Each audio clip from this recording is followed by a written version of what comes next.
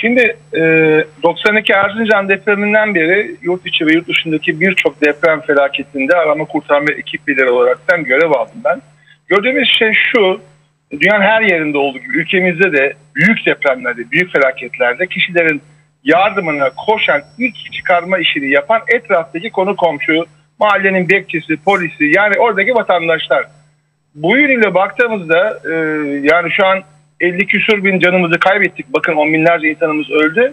Ama gecenin saat 4'ünde milyonlarca insan da o 11 ilde, yüzlerce yerleşimde, büyük yerleşimde bir şekilde o binalardan ya az hasarlı olduğu için ya işte bir şekilde etraftakiler tarafından kurtarıldı, çıkarıldı. Yani bu da bir gerçek. O yüzden yani benim mesela hekim olaraktan gücüm kentsel dönüşüme yetmiyor. Ben yer seçimi konusunda da bir şey yapamıyorum ama en azından arama kurtarma boyutu da olabildiğince insanı çok eğitmenin, mahalle afet gönüllüleri oluşturmanın ve en önemli bizim Akut'un ilk yıllarında da insan kaynağımız üniversite öğrencileriydi. Yani eğitimli insanlardı. Bakın seviye bir alarm verildiğinde İnsan normlarına göre Birleşmiş Milletler'in yüzlerce ülkeden hemen ikinci gün, üçüncü gün AFAD tarafından yabancı ekipler geldi. İletişim gerekiyor. Yani dil bilmek gerekiyor. Onlarla konuşmak gerekiyor. Nerede neye ihtiyaç var, kim enkaz altında kalmış yönlendirmek gerekiyor. Üniversite gençliği bu açıdan doğru bir hedef.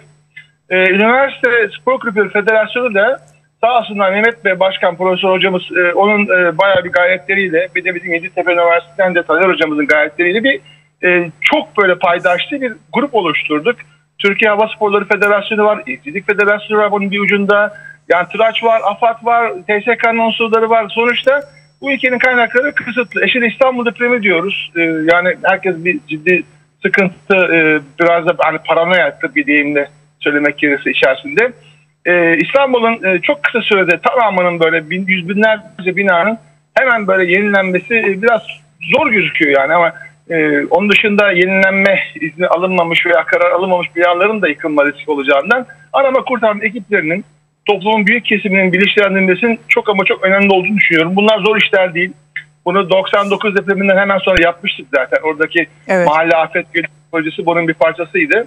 Ama işte hep böyle bir yerlerde hata yapıyoruz. Yani kalkıp da o konteynerları hastane bahçeleri gibi 24 saat gözetlenebilecek, güvenliği de kamerasıyla izlenebilecek yerlere koymak yerine muhtarların yanına kondu ve hırsızların hedefi oldu.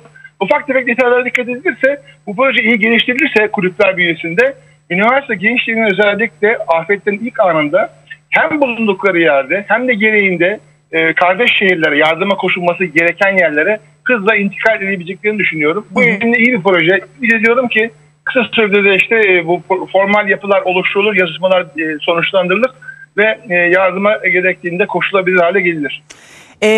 Gerçekten benim için de yani ben de çok sevindim bu haberi okuduğum zaman. Nasıl seçilecek? Şimdi biraz projenin detaylarını da konuşalım. O çocuklar nasıl seçilecek? Çünkü aslında o yaş grubu itibariyle genç, dinamik, işte açlığa, uykusuzluğa daha iyi dayanabilen insan profilleri, üniversite öğrencileri. Şimdi her ilde bir temsilcilik mi olacak yoksa ana temsilcilikler mi olacak? Nasıl bir eğitimden geçecekler?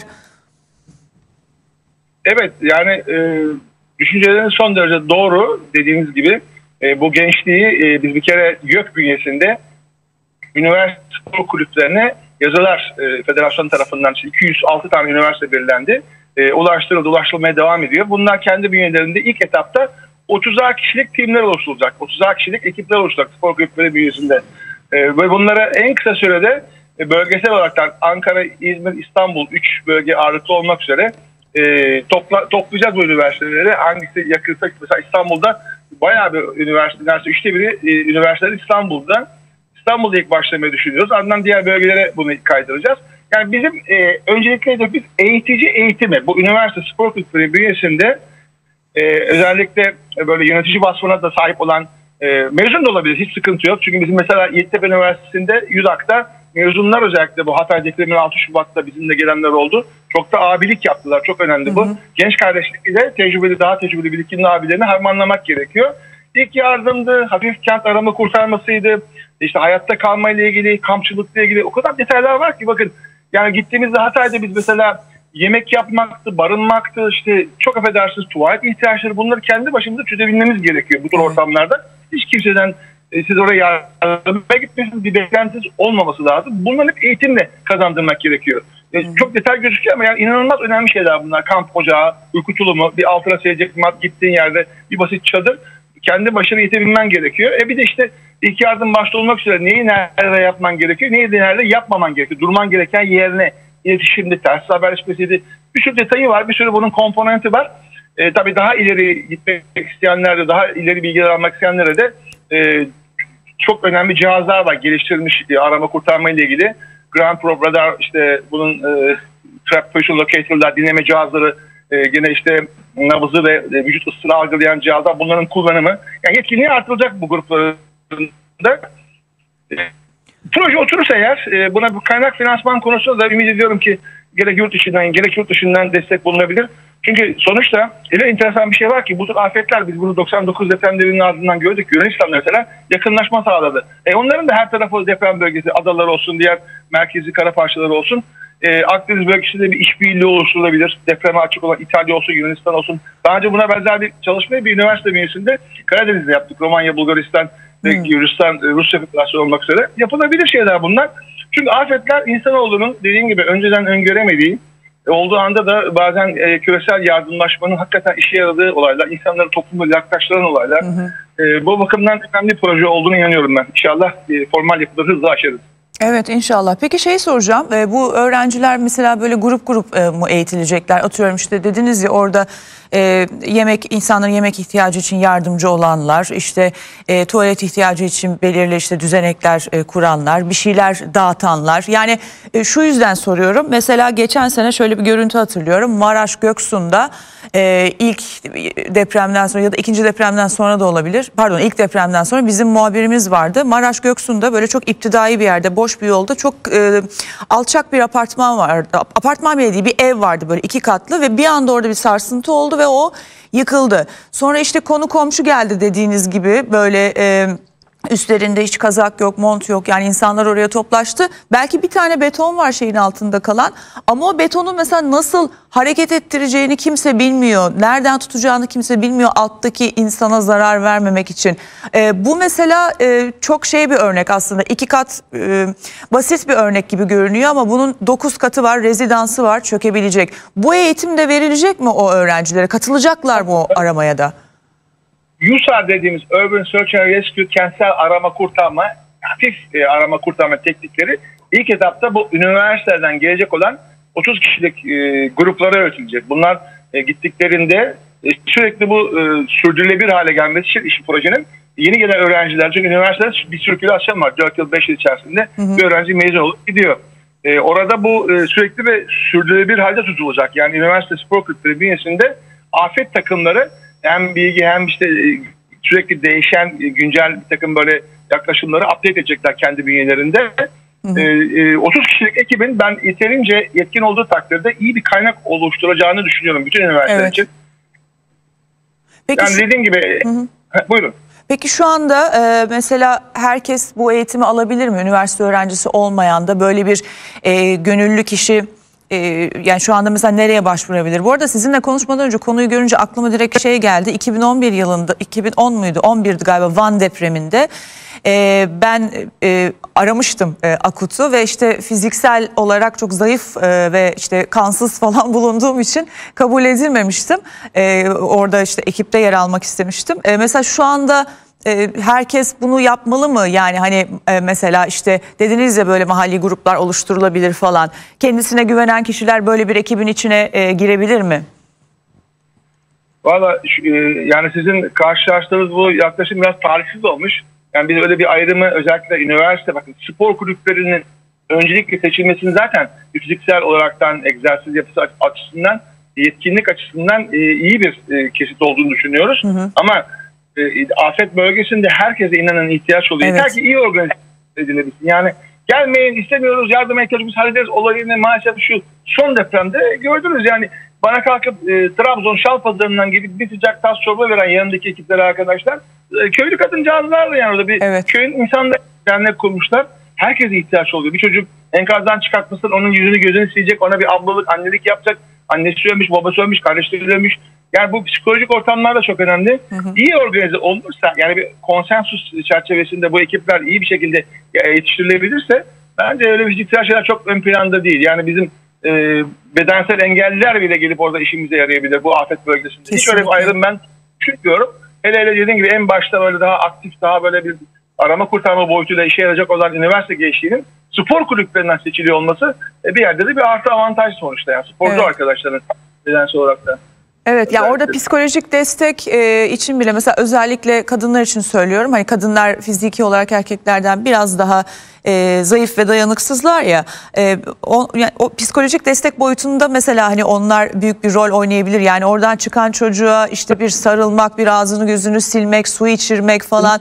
Çünkü o onu yapsın ki o çocuğu çıkaran adam da tekrar başka bir enkaz altında kalan kişiye odaklansın. Zamandan kazanmak da o şekilde.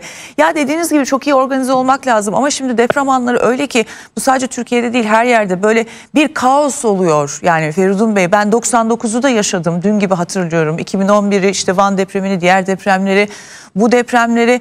Yani bir kaos oluyor ve bu kaos da kimsenin hatası değil yani. Çünkü birdenbire başımıza gelen bir şey. Şimdi gelelim korkutucu soruya. Aslında bunu da hiç sormak istemiyorum ama mesela İstanbul depremi. Yani bugün, yarın, belki 25 sene sonra. Bu ekipler mesela İstanbul'da olası, tırnak içinde söylüyorum, İstanbul depremine karşı da özel bir böyle hazırlık olacak mı sadece İstanbul özelinde? Tabii. Yani bu projenin şu an ilk etapta hedefi, yani kentsel bina stoğunun en yetkili ağızlardan da açıklandığı gibi çok büyük sıkıntılı olduğu İstanbul. Yani en büyük kentimiz o. Bir de İstanbul'un şöyle bir özelliği var. Türkiye'nin ekonomisi, ticareti, aklına gelen her şeyin, finansın merkezi. Yani burada da çok büyük bir yıkım olursa yani ülke olarak da hakikaten çok inanamayacağız, büyük bir darboğaza gireriz. O yüzden de yani dediğim gibi bizim arama kurtarmacı olaraktan, işte hekim olaraktan kentsel dönüşümle zemin seçimiyle ilgili çok fazla ulaşabildiğimiz bir imkan yok. Gücümüz yetmiyor buna ama esas olan o zaten, iyi seçim zemine yapmış, doğru düzgün binalarda insanların oturmaları. Ama gelin görün ki işte içinde yaşıyoruz İstanbul'un. Giderken işe sağa sola feci durumda yani. Haberi de böyle 99'da ben 4 tane ilde, ilçede o zamanki 66. Mekanik Tugay'dan işte mühendis hastanemenler de vardı yanımızda. Gizlilik etüt ettik. İsimleri vermiyorum şu an ama feciydi yani. Şu ana kadar yakın zamanda yine gittim. Çok fazla değişen bir şey yok maalesef. Yani kent sıkıntılı, çok sıkıntılı.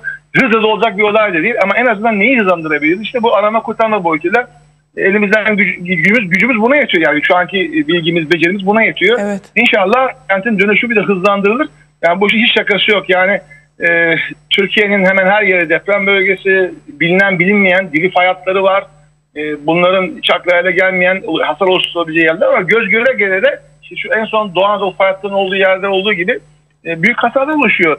Bir olayda, sıkıntılı durumda mesela Kuzeydoğu Anadolu fay hattı, Kaf üzerinde yerleşimler, bu dere yol denir. Erzurum'dan başlayıp işte Sarıoz'a kadar uzanan büyük o kırık hattında kentlerin hepsi çok sıkıntılı. İstanbul'da bundan işte payına düşeni alıyor. Yani yalnız İstanbul değil, aynı anda start verilip yerel seçimler var şu an. Bakın bu iyi bir imkan.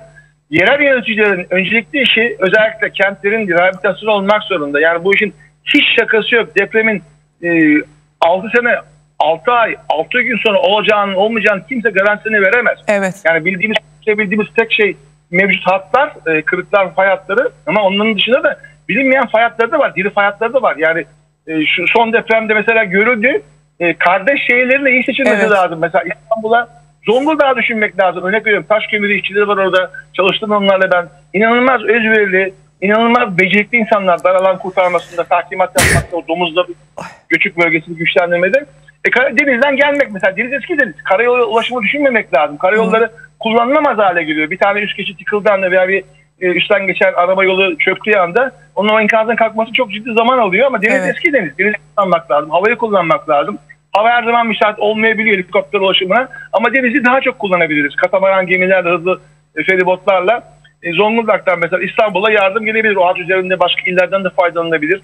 Yani üç tarafı denizlerle çevrili bu ülkede afetlere ulaşımda denizi kullanmakta fayda var. Gerek bu konteynerlerin taşınması, gerek arama kurtarma ekiplerinin ulaştırılması zaman çok önemli. Yani bizim Hatay'da mütevazı bir 30 kişilik üniversite öğrencisi grubuyla yaptığımız kurtarma operasyonlarının en büyük başarısı hızla intikal etmek. Burada da hakikaten o zamanki İstanbul Vali Yardımcısı, AFAD'dan sorumlu Yaşar Bey'in çok büyük özverisi oldu. Bizi anında uçağa koyup yerleştirdi ve 12 tane can kurtardık 2 gün içerisinde. Yani bunlar önemli, işte hız çok önemli. Afetlerde hız çok önemli. Hızlı karar vermek çok önemli. Bunun dışında işte hazırlık.